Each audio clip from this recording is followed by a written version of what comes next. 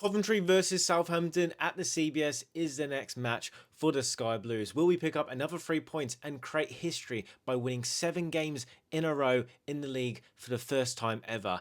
Let's find out together. This is your Coventry City versus Southampton match preview. If you're going to enjoy this video, a like would be appreciated. Let's try and hit 100 likes for probably one of the hardest games that we have left this season, alongside a couple of other ones which are almost on the same level as this Southampton game. So don't forget to like it, and then also if you're new to the account, don't forget to hit the subscribe button. That'd be much appreciated. Without further ado, let's jump straight into this preview. It's a quick turnaround from the game that we did just play, obviously against Preston North End, winning 3-0. What was the last time we played against Southampton? Well, if you've forgotten, which I don't know how you've forgotten, it was a 1-1 draw at their ground. We went 1-0 up from a Mason Clark goal, and then of course the red card happened. Jay De Silva getting it. We went to 10 men, we defended for our lives, and we put in a stellar performance where Lampard had a go at the Southampton fans, because there's a little bit of history between those two. He gave it to them at the end of the game, and it felt like a big moment in our season where if we lost that game, it's not like we were going to capitulate or anything like that.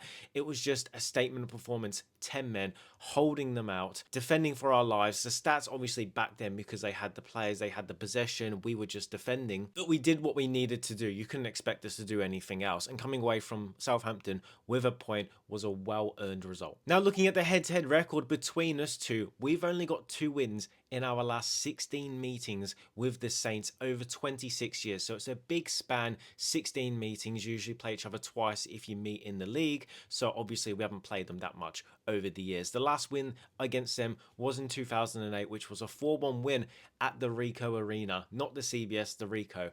And of course, this new surgence by Southampton is by their new manager, who's came through their youth setup. I'm going to butcher his name, Tonda Eckert. He is just doing a fantastic job. He's averaging a 50% win record in only 26 matches in charge. 15 wins, 6 draws, 5 losses. That's in all competitions. And he's averaging a 2 points per game ratio since he's joined the Saints. I mean, that is promotion form right there. It's unfortunate that they had that slow start under Will Still. Otherwise, as you can see in their form when we talk about it later in this video, they would be right up there for top 3, top 4. The last time that they did lose a match in the league was back in January, which was a 2-1 loss at home to Hull City. So it's been a long time since they've taken an L. Can Coventry give their first L in a long time? I hope we can. But a little stumble in their last match against West Bromwich Albion, where they did get a 91st minute equaliser against one of the worst teams in the league.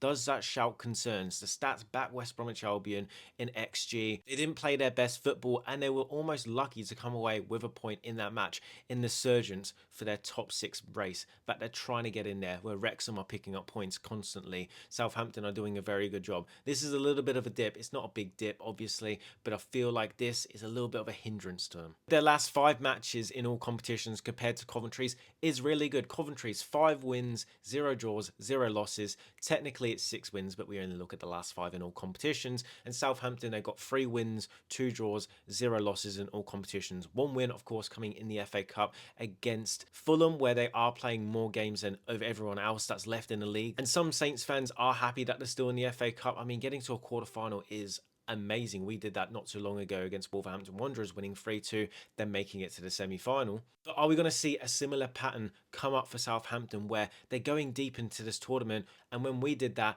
we fell off a cliff and we just kind of crumbled the rest of the season after losing to Manchester United in the semi-final? Will they go through the same thing where they're just rising, and it's a little bit too late and they drop off? Only time will tell. We can only go over the facts of what we've got at this moment, which is them absolutely killing it. As you can tell, in the last 5 matches in the league, they're sitting 4th as the best team. They've scored 14 goals, conceded 6. They got 11 points from 15. They are on fire. Compared to us, we have 15 from 15. First in the league, we scored 11 and only conceded 2. So they've scored more goals in the same amount of time, but of course they've conceded 4 more. And their away form going into this match is decent.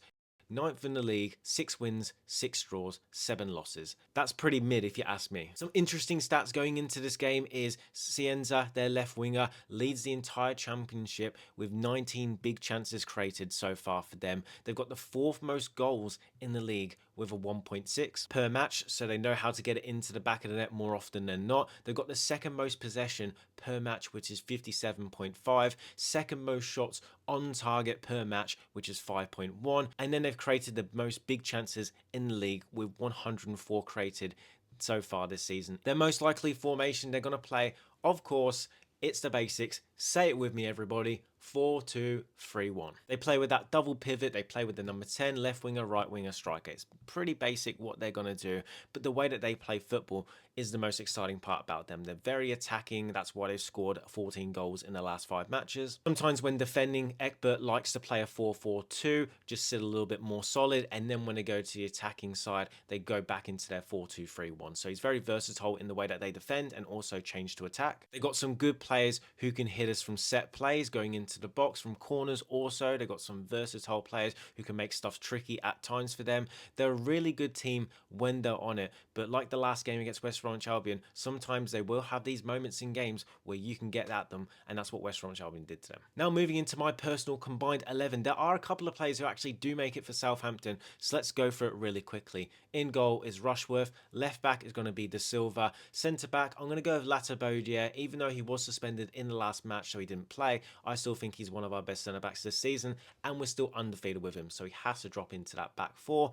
Next up is going to be Hardwood Bellis for Southampton. He is phenomenal. He is one of the best defenders on his day, and so far under Ekbert, he's done a really good job. I'm going to go with him at centre back alongside Lampard. At right back, I'm going to go with Milan, best right back in the league for a reason. 2 holding midfielders is going to be Grimes and Onyeka for Coventry. The attacking mid is where I'm going to add my second Southampton player. Azaz is going to come into that role. We had Radoni, he's good. BTA is also good. SA can play there, but the guy who's been the most consistent all season long in that role has to be Azaz. He is so good right there.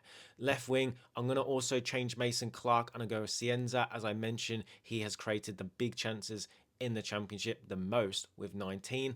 I feel like he is a little bit better than Mason Clark. Mason Clark is phenomenal. I'm not doubting his ability at all. He is actually one of my favourite players, and I've been backing him ever since he came back into the side from going on loan to Peterborough. I was the one singing his praises. Everyone was getting a little bit of flack, and I said, you know what, he's the only one who's driving at the defenders. Give him a break. And then he came in, and then everyone's loving him right now. So I was the starter of the Mason Clark fan club. That's the way I see it, but I've got to go with Cienza on the left-hand side. On the right-hand side, Sakamoto, again, he's just killing it so far.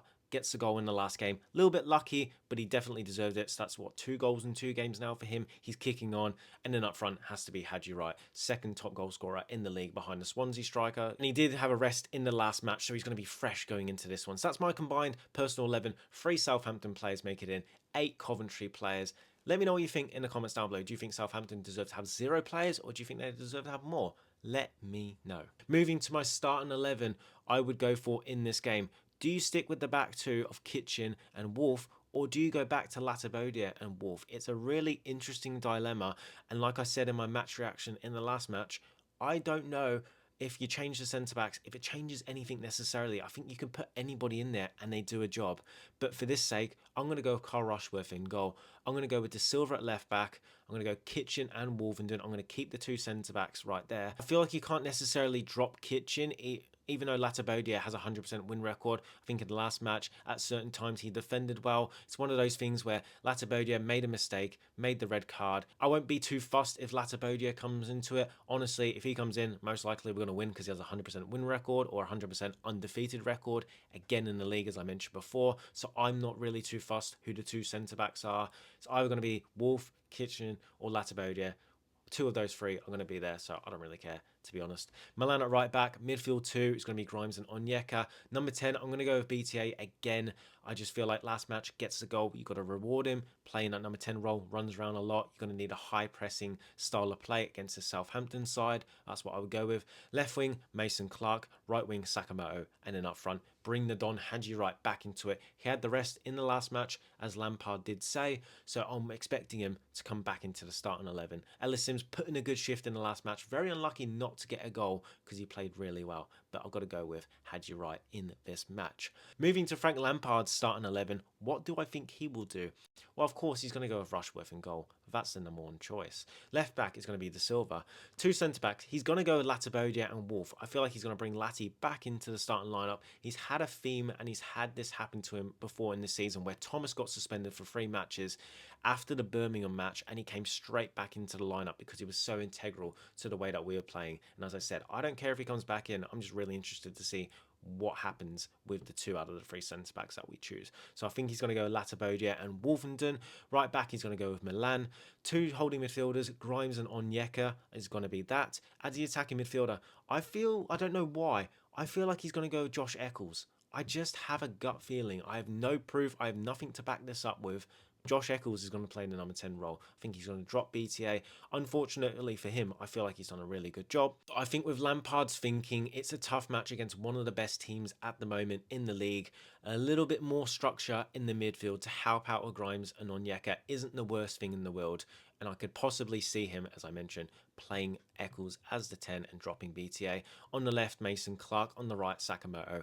And he's going to bring Haji Wright back into the lineup. If he doesn't bring Haji Wright back into it, I question what Lampard's doing. No, I'm just joking. I don't see how he doesn't bring him back in. As he mentioned, he's resting him for this match. It was so obvious that he made that statement. So that's what I think he's going to go with. And that was also my starting 11 in this match. What is my score prediction? That's the part everybody's here for. You don't want all the guff beforehand. What do you think I think is going to happen in this match? I believe, before going into this one, right, Preston, before that match, I said I would take 4 points out of the next 2 matches. We beat Preston comfortably. We walked them off the park. We passed them off the park. Whatever you want to say. It was light. It was easy work. Light and easy. That's all it was. This game here, I'm expecting another victory. We're going to take confidence from the last game. I'm going to go with a 2-1 win. I could see it being a high-scoring game. That's all I'm going to say. 2-1, 3-2. I don't think we'll win by 2 goals. I think it will be 1 goal in it. I think Eccles will score because I believe Eccles will start under Lampard's starting lineup. And he likes to get a goal every now and again. Against Birmingham City, scored a banger. He has a tendency to get one in his locker. So I feel like he'll score in this game. And then also, you know what? Why not? Let's go over Luke Wolfenden header from a corner. That's what I'm feeling. I'm feeling the vibes. Has he scored for us this season? I'm not too sure. Let me check. So on FootMob, it says that he's played 14 matches, 0 goals, 0 assists. It's time for the Wolf to get his goal at a crucial time in the season, and I'll be so happy if he did that for us. Let me know in the comments down below also your score predictions for this match, Southampton versus Coventry City at the CBS Arena, Saturday kickoff. It's going to be electric. I expect us, as I said, to get 3 points on the board and push for the title. It's so close. 9 games to go, Sky Blues. Even if we play so poorly for the rest of the season, we will still get promoted. As someone said in the comment section on my last video, when we went for our terrible run of form, 9 matches, 12 points picked up. If you do the maths now, that would take us to 89 points if we went on that same run, which at the time we were all in a crisis. I don't think we're going to do as poorly as that. I don't see how we do as poorly as that. If you think about it, that's 4 wins out of 9 matches. It's looking really, really good. Let's get over the line, Sky Blue Army. Let's get another 3 points against the Saints. I won't be surprised if it's a draw. I won't be necessarily too upset if it is a draw. They're a good team. Expect a really good match. Don't expect a 0-0. Expect goals galore.